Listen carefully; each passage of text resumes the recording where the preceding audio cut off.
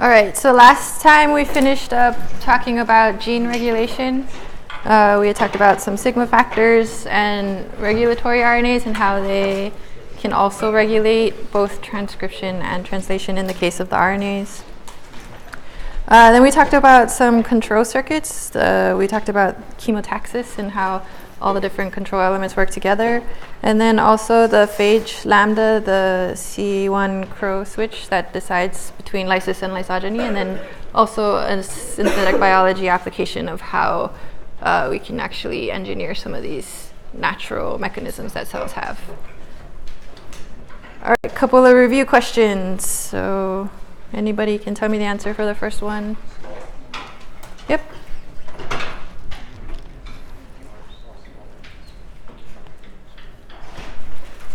How about the second question? Anybody else?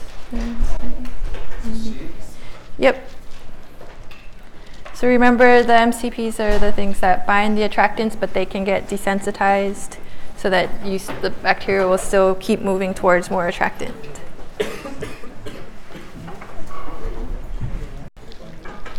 All right, so today we're switching categories of things that we're going to talk about. So we're moving away from genes and regulation, and we're going to start jumping into metabolism. Today we're just going to start off with the basics of energy, and then just get into a little bit about catabolism. And then when we get back from break, we'll go full blast into all of the different metabolism processes. All right, so as you can imagine, all life needs energy, right? So all living cells need energy to move and to grow. Energy to build cells comes from chemical reactions. So catabolism is the breakdown of molecules into smaller ones, and those are the ones that generally give us the energy. And then anabolism is the reactions that build the cells. So catabolism provides energy for anabolism, and if you're not careful, you can actually waste some of that energy, and it'll essentially get lost as energy as heat. So metabolism is the sum of all of the chemical reactions in the cell, so of the sum of all the catabolism and the anabolism.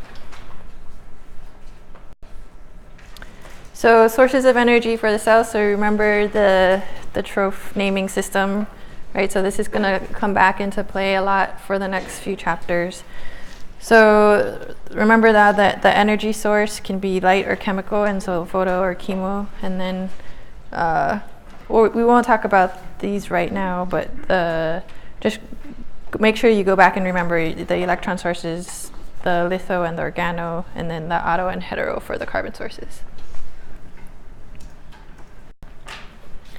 All right, so we're talking about where do we get energy from, or where do the cells get energy from. So depending on if it's a chemo or a phototroph, these are just examples of they generally get the energy from chemical reactions, right? So these are examples of types of chemical reactions you can have based on the different categories of the cells. And even for the phototrophs, again, it's still coming from chemical reactions, and so this is where we're getting their energy from. All right, so again, the main emphasis is everything needs energy. So energy is the ability to do work, and we'll talk about entropy now as part of the definition for energy, is the measure of disorder or randomness of a system. So things that are more ordered versus things that are in complex, like compounds, versus things that are broken down into individual elements. That's another way of thinking about order. So cells use energy to assemble simple disordered molecules into complex ordered forms. All right, so let's get into how we define energy. So we're going to use the Gibbs free energy. Hopefully this looks familiar from chemistry. So this determines how much energy is potentially available to do work. So we just want to look at the values of the Gibbs free energy. So negative values of delta G means the reaction is favorable. So it's likely that this will happen. Positive delta G, the reaction is unfavorable. In other words, it requires energy for it to go forward. Okay, so how do we figure out how to calculate delta G? So here's an equation for delta G, which is delta H minus T delta S. So delta H is the change in enthalpy, so the heat absorbed or released as the reactants become products, right? So delta H is enthalpy, and then delta S, here's where the entropy comes in. So more disordered, meaning higher entropy, and more ordered is lower entropy.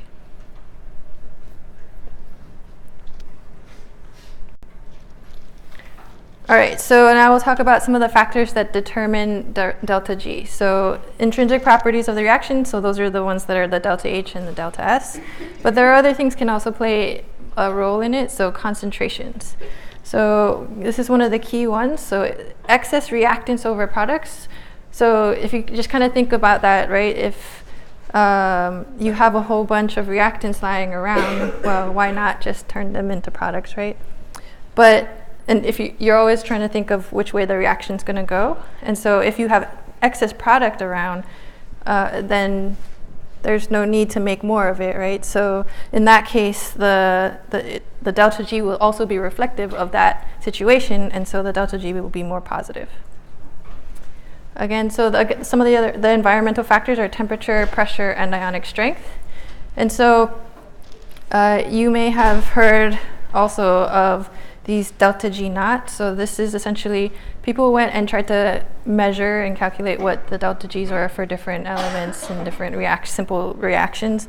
But you needed some way to just normalize everything and make everything under the same conditions. So we came up with these standard reaction conditions, which is temperatures at 298 Kelvin, pressure at 1 atmosphere, and then concentration of all the reactants is 1 molar. So there are tables, and I think your book has examples of what these tables look like, of just reactions that have these delta G naught values in them. And so if you had those, all you would do is take the sum of all the delta Gs of the products and subtract off the sum of the delta Gs of the reactants, and you would get your delta G for the overall equation. But in reality, when are bacteria ever in standard conditions, right? So this is pretty rare, even if you were trying to grow this in the lab. The temperature is, pretty hard to. Your bacteria aren't really growing at standard temperature. So some of the ways that we can account for some of the different factors is the main one that we'll go over is accounting for concentration. So had that other equation about delta G equals delta H minus T delta S. This is another equation for it. So you have delta G equals delta G naught plus RT ln Q. So Q is your reaction quotient. That's dependent on the concentrations of the reactants and the products. R is the gas constant, and T is your temperature in Kelvin. So for this example equation, so where you have A plus B going to C plus D, so if you wanted to figure out what Q was, you would just use this and you would multiply the concentrations of the products and divide it by multiplying the concentrations of the reactants, and then you would get Q. And so you would want to plug it back into this guy and figure out, is delta G positive or negative? But so let's just break it down and let's just kind of think about it in terms of the concentrations of the reactants and products in this equation. So if the products equal the reactants, then Q will equal 1, right? So if you have the same concentration of the products and reactants, Q will equal 1. But if you remember, the natural log of 1 is 0. And so this term will go away. And then you'll just get that delta G is delta G naught. So the next case, if the products are greater than the reactants, so you have higher concentration in the numerator here, so then Q is going to be greater than 1. And then the natural log of a number that's greater than 1 gives you a positive number. And so you of course it's going to matter what the actual numbers are, but if you kind of think about that as to what I had said before, this value is probably going to be positive. You're going to get a higher delta G. So if you have too much products lying around it's likely that that reaction is not going to be favorable. So now if we think about if the products are less than the reactants, Q is less than 1, right? So this will become a fraction, and the natural log of a fraction gives you a negative number. So again, depending on the concentrations, and this number here will likely be negative, and so maybe depending on how big this delta G naught is, that might make the whole thing negative. And then just remember that this term here is multiplied by temperature, right? So depending on what temperature you're in, it can have a big effect on increasing the effect of Q. So here's just some examples in this table here. Again, it's essentially just illustrating what I had wrote out here. You have the ratio of these things, of the reactants and the products, giving you the fractions here, so you get negative values here. And then if it's greater than 1, you get these positive values here.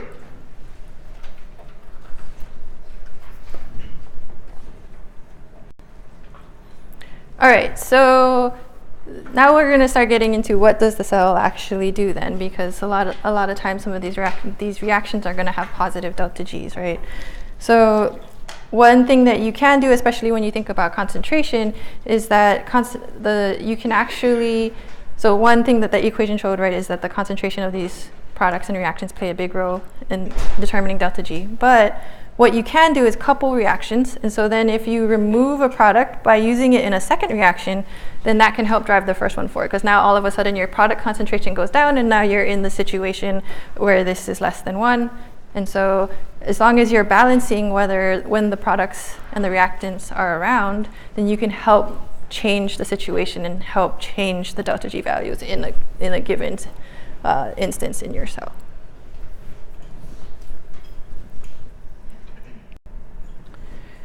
All right, so again, so that was just thinking about concentrations of products and reactants and how the cell can couple those reactions. Here's just another example of coupling reactions, but in this case, we'll just look at it purely based on the delta G values and purely based on the energies, right? So you can couple a favorable reaction with an unfavorable reaction to move the unfavorable one forward. And so this is one example that your book goes through, is showing you the phosphorylation of glucose. So if you just looked at the chemical reaction for glucose being phosphorylated, you have glucose, and then you're just going to take the phosphate from here, and you're going to end up with the phosphorylated glucose and water. This reaction, however, has a positive delta G. So the one thing I didn't mention was this delta G, not this prime. Also, so that's the biochemical, they added one more level of what they call standard conditions. So this is with the hydronium ions for pH 7. That's like what they call standard. But again, when is the cell going to be at exactly that? But you'll often see some of these biochemical reactions have the delta G naught primes instead of the just delta G naughts. Okay, so again, so if you were to just do this reaction by itself, it has a positive delta G, so it essentially wouldn't go forward on its own, right? But now we have ATP hydrolysis. This one, if you wanted to go from ATP to ADP, you now have all this energy. This one is a negative delta G, so this one is just going to happen, right? But notice this here is what is needed here to phosphorylate the glucose, right? So if you couple these two reactions, essentially coupling these two into here, now for this full reaction here, again, in the end, you end up using ATP and the glucose, and you end up with your phosphorylated ATP and your ADP, so the same products and reactants. But now the overall reaction has this negative delta G. So overall, this whole thing will want to happen, and it'll go forward. Yeah. Should we memorize these reactions here? No. Just understand. But if I were to give you a different set of reactions, like I don't care that you know that this is like glucose or whatever, but if I threw up some random reactions with some delta G values on there, I would expect you to be able to tell me, do you think this is going to happen or not?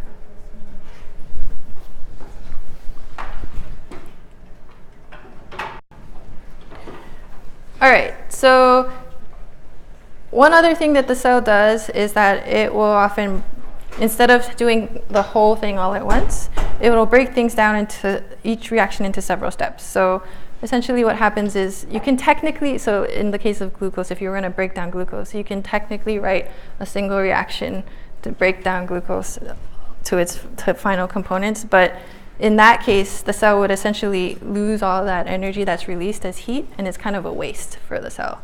And so what it does is it needs energy carriers to transfer energy between small reactions. So it will break it down into smaller reactions. Instead of saying, okay, well, maybe I can do this in one step, but maybe I can also do it in 6 steps instead. And so it'll take each of those little reactions, and that way it can pull out energy from each one of those little ones, and it can actually do something with that energy. But if it did it all at once, it would maybe only be able to take a little bit of energy out of it, and then all the rest of it will get wasted. And so now essentially the cell needs these energy carriers to be able to help it do this whole process. So energy carriers are just molecules that gain and release small amounts of energy in reversible reactions. So they're just some molecule that you can go in, I'm gonna take this energy, I can take this energy from this reaction, and then I'm going to give it to this reaction, and that's all it does all day long. Okay. So we'll talk about some of the energy carriers. So the one you're probably most familiar with is ATP, right? So ATP is made by phosphorylating ADP, but this reaction, so this is the reaction here. So this reaction actually has a positive delta G, right? It takes energy to make ATP. So the energy, so this is the schematic here. So the energy is actually stored in these bonds here between the phosphates. So that's what we call a high energy bond. And so that's where the energy is stored in ATP. But in reality, so we always talk about ATP as being, like the energy currency of the cell, but in reality, ATP is just kind of a medium energy carrier. And so this is the delta G knots for ATP hydrolysis here.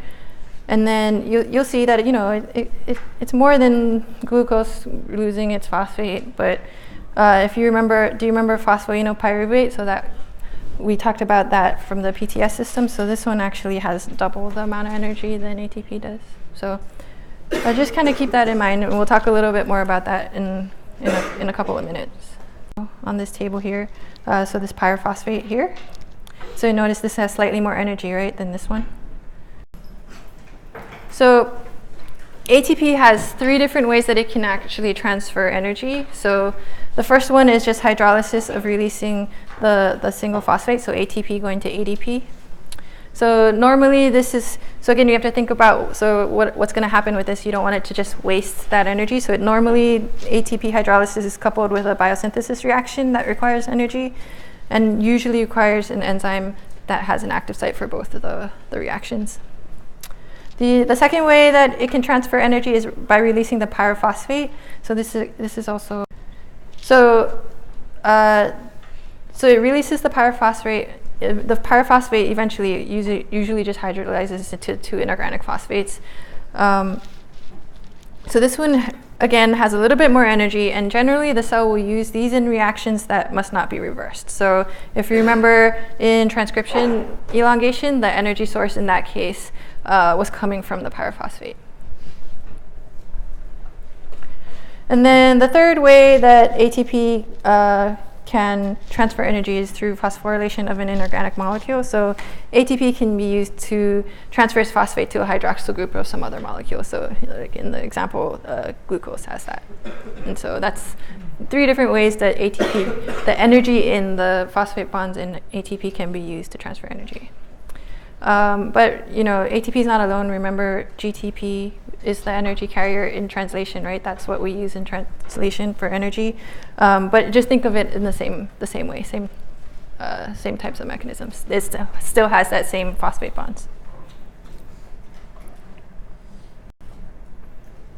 All right, the next energy carrier is NADH. So the next couple that we'll talk about, so we just talked about energy purely by itself in the form of the phosphate bonds, but a lot of molecules actually transfer energy alongside with electrons. And so we're going to start in having to remember our oxidation and reduction reactions. And so in this case, you just want to remember the electron donor or the reducing agent donates electrons to another molecule.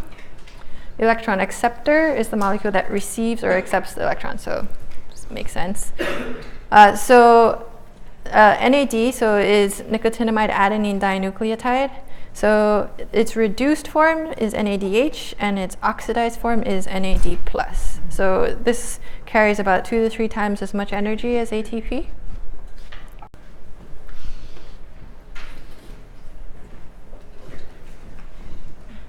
So the key part of this is the structure of the molecule itself. And so it's this ring structure here is the key to being able to accept the electrons and the energy. Yeah. Yep. All right, so again, this ring structure here is the key to being able to, for this molecule to accept energy. And so it'll accept the energy here, but the electrons in this ring here, but it also takes 1 hydrogen. And this will come up later, but you probably have also heard of NADPH, and the only difference is that it's phosphorylated in this position here for NADPH.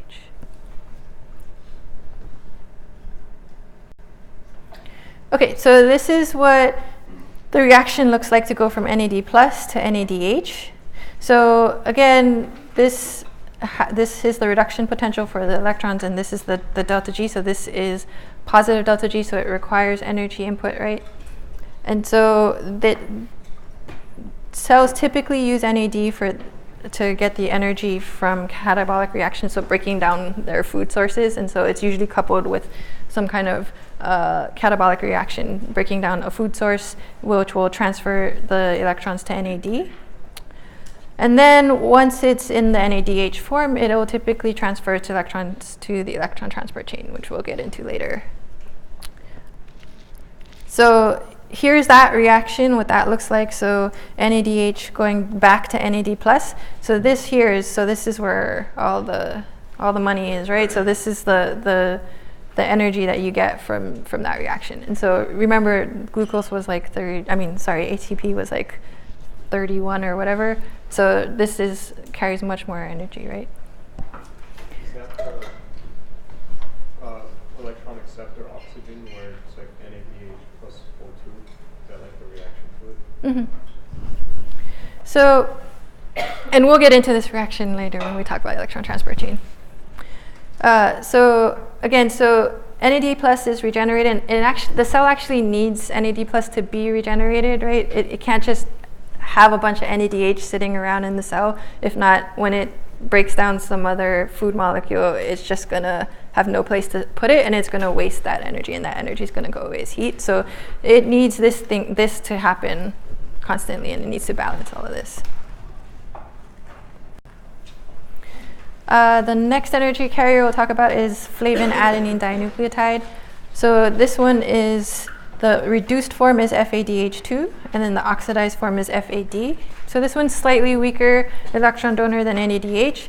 But again, the key for this molecule here is in the ring structure here. So that's where the electrons get transferred to. And so this is here. You see, they actually drew out here where the extra electrons are sitting when it accepts the electrons.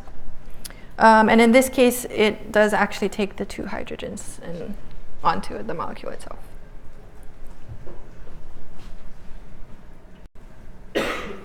All right, so why should the cell have different energy carriers for different reactions? Or why to have different energy carriers that have different amounts of energy that it can actually take in, right? So several main reasons are, one, the different redox levels of food. So if you imagine, so the example is that lipids are more reduced than glucose, so they require greater energy proportion of electron accepting energy carriers than glucose. So depending on what your food source is going to be or what the cell is breaking down, that reaction in itself is going to generate different amounts of energy, right? And so like the point I keep trying to make is the cell doesn't want to waste that energy, right? So if it's like, oh, this reaction is going to give me like 300, has a negative delta G of like 300, but ATP can only do 30.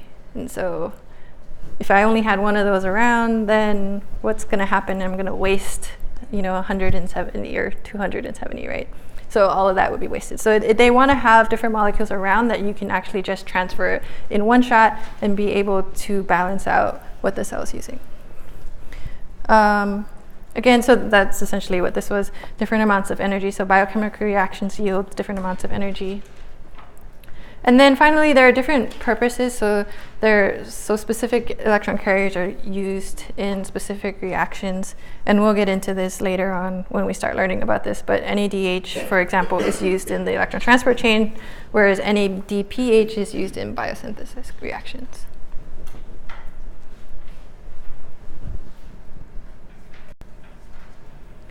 All right, so up till now, we've essentially been talking about how important delta G is and whether the reaction energetically is favorable or not.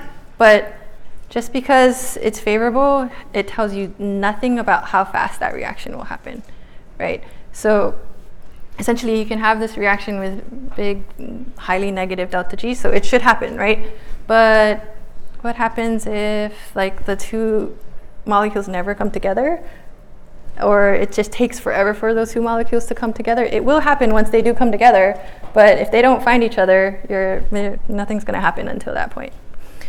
And so what kind of describes that situation is this activation energy. So it's the input energy needed to generate this high energy transition state on the way to product. So there's this, so you have your energy, your reactants and your products, but there is this extra energy that's required to actually get those things together, this barrier for the reaction to actually happen. And so again, so essentially what that does is the enzyme here essentially lowers this activation energy. So now this reaction is more favorable just purely by bringing them together in the right spot. What happens is that in the case of biochemical reactions, usually it's higher than the average kinetic energy of the reactant molecules colliding. So they're almost never going to happen on their own. So they need a catalyst to help lower the activation energy. So catalysts, hopefully you've heard in chemistry, are agents that participate in a reaction, but then they never get used up. So the biological version of catalysts are enzymes. So enzymes lower the activation energy by bringing the actual substrates together in proximity to each other. And in some cases, they'll even orient the molecules so the two reactive sites will be in the right orientation next to each other.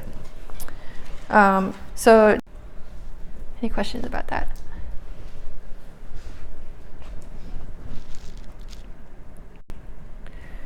All right, so now we kind of have an understanding of the energy of these reactions and whether they're going to happen or not. What's it going to take for these reactions to happen? So now we're going to transition into the actual reactions and start talking about the different metabolic processes. So we're going to start with catabolism. So virtually any organic constituent can be catabolized. So catabolism is breaking down the molecules, right? And so just as a reminder, your lecture textbook doesn't really go into this, but reminder from what you've been learning from lab in the past few weeks, right? We've been doing lots of experiments with the different hydrolases and how you can break down the different polymers into the individual monomers, and so then the cell can actually use them. So here are just some examples of what happens to these the products once they're actually broken down. So in the cases of carbohydrates, these are your sugars, so your polysaccharides. They're broken down into products that can enter the central catabolic pathways, such as glycolysis. So the sugars are going to get broken down and then eventually get shunted into glycolysis. Lipids, so these are things like milk, animal fats, nuts. So they first get broken down into glycerol and fatty acids, right? And then eventually that can get broken down into acetate, which is used in the TCA cycle. Similarly for peptides, so these are your proteins get breaking down to peptides and they get further breaking down into the amino acids, right? And then you have some reactions like this deamination reactions to actually produce carboxylic acids, which again, going to the TCA cycle. And then the final example from your book is the aromatic compounds, so things like lignin from like plant products. So these, again, eventually get broken down into acetate.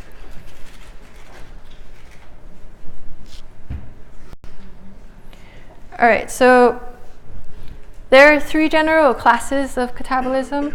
So in the case of fermentation, so in this case, all electrons from the organic substrate, so the food products that they're taking, get put back into organic products. So in this case, there's no terminal electron acceptor. Examples of this are in ethanolic fermentation. So, you know, when you're, so like if you wanted to brew beer or something like that, or in lactic acid fermentation. The other example is respiration.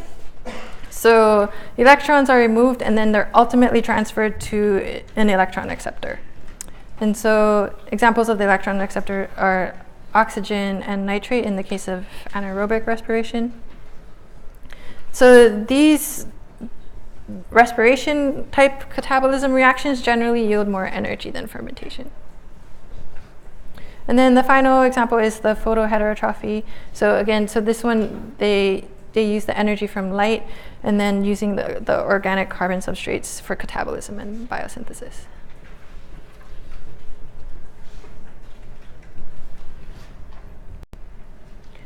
All right, so this is just kind of an overview of those different products that we were talking about. So the different types of kind of the food sources that get broken down. So your polysaccharides, they get broken down into glucose, right, and then essentially get sent into glycolysis. Here's examples of the lipids, right? The lipids getting broken down into glycerol and your fatty acids, and how you can actually use the glycerol, go straight into glycolysis. Your fatty acids will come down in here, get broken down further, head into the TCA cycle. The aromatics, same thing, right? So these get broken down and eventually get converted to acetate. And the amino acids, again, the peptides that get broken down get converted and brought in through here. But also, so in the case of the fermentation products, you can have them exiting at these points. And we'll get into all of this later. But basically, this was just to get a feel for. So now we're going to think about, so the cell is getting all this, its food sources, it's breaking it down, and all of these reactions, remember, are giving us energy, right? And so they're getting transferred, the energy is being transferred to one of your electron carriers, depending on what it is that it's getting breaking down to. And then all of that energy will return to again, and that we'll figure out what happens with that energy coming out. All right, that's it for today. I didn't want to start glycolysis and not finish it, so it's a pretty early day. So enjoy your spring break, and I'll see you in a couple of weeks.